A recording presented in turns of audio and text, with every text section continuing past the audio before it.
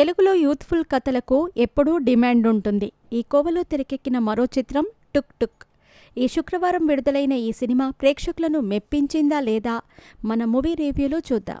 Harsh Roshan, Karthikeya Dev, Steven Madhu, Saanvi మేఘన, Nihal Kodati lead రోల్స్లో act చేసిన చిత్రం టుక్ టుక్. చిత్రవాహిని ప్రొడక్షన్స్, ఆర్వైజీ సినిమా బ్యానర్పై రాహుల్ రెడ్డి నిర్మించారు. సుప్రీత్ కృష్ణ డైరెక్ట్ చేశారు. ఈ శుక్రవారం ప్రపంచవ్యాప్తంగా విడుదలైన ఈ సినిమా ప్రేక్షకులను ఏ మేరకు అలరించిందో మన మూవీ రివ్యూలో తెలుసుకుందాం.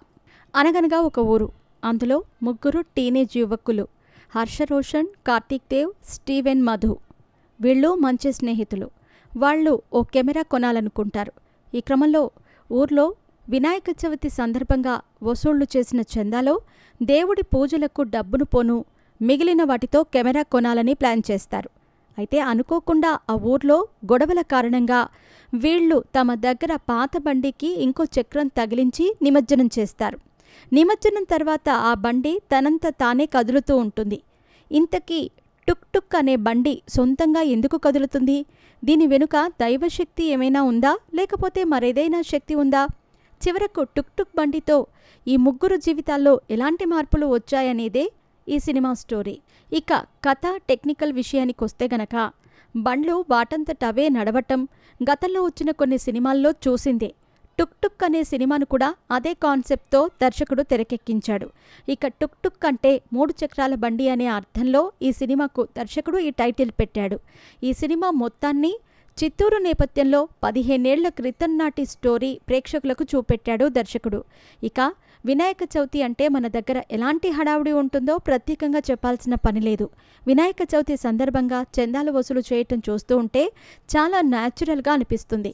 ఫస్ట్ హాఫ్లో దేవుడే తమ బండిని నడుపుతున్నాడని చెప్పి డబ్బు సంపాదించుకుంటారు. తీరా అందులో ఉన్న దేవుడు కాదు, ఎవరిదో ఆత్మ అని తెలియగానే ఈ కుర్రాళ్లు భయపడటం వంటివి న్యాచురల్గా అనిపిస్తూ ఉంటాయి.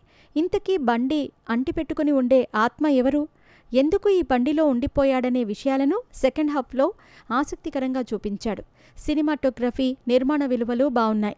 దర్శకుడు ఎక్కువగా గ్రాఫిక్స్ వంటివి కాకుండా న్యాచురల్ లొకేషన్స్లో సినిమా తెరకెక్కించటం బావుంది.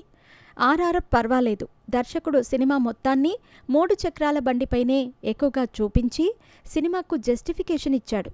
సినిమాలో ఆడియన్స్కి ఉన్న కొన్ని ప్రశ్నలకు ఎలాంటి సమాధానం చెప్పి ఉంటే బావుండేది?